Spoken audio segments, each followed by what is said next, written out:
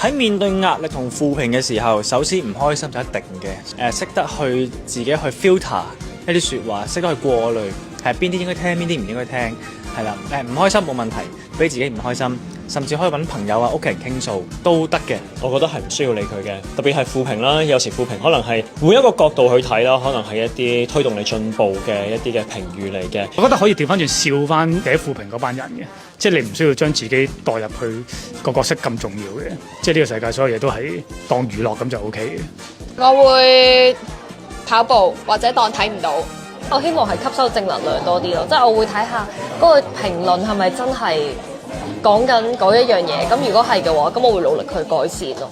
而壓力嘅話，其實都係推動你成長嘅動力啦。當然要學識釋放啦，但係其實有壓力同埋有負評未必係壞事嚟嘅。睇完就當冇睇過咯，之後就開心就食嘢，之後覺得就會過去㗎啦。